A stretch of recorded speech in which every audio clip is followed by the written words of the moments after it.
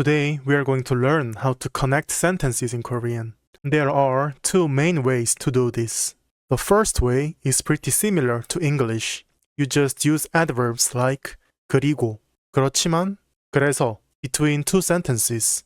This is more common in written Korean. Let's take a look at some examples with 그리고, which means and. 바람이 불어요.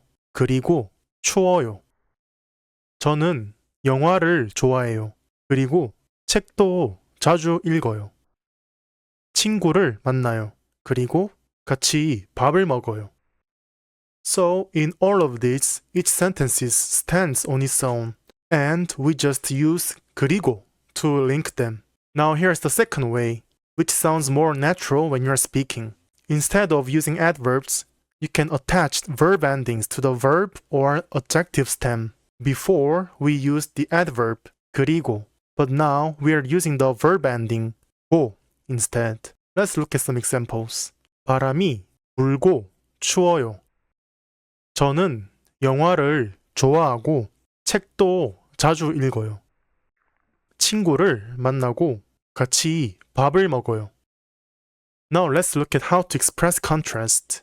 The adverb 그렇지만 is similar to but in English. 김치는 매워요. 그렇지만 맛있어요. 운동을 해요. 그렇지만 살이 안 빠져요. 날씨가 좋아요. 그렇지만 나갈 수 없어요. And just like before, we used the adverb 그렇지만, but now we are using the verb ending 지만 instead. Let's look at some examples. 김치는 맵지만 맛있어요. 운동을 하지만 살이 안 빠져요. 날씨가 좋지만 나갈 수 없어요. Now let's talk about how to express cause and effect. The adverb 그래서 is similar to so in English. For example, 눈이 와요. 그래서 길이 막혔어요. 시간이 없어요. 그래서 택시를 탔어요. 게임을 오래 해요. 그래서 눈이 아파요. Before we used the adverb 그래서, but now we are using the verb ending 아서, 어서, or 해서 to the stem.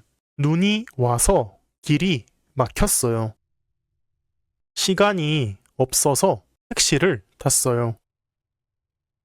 게임을 오래 해서 눈이 아파요.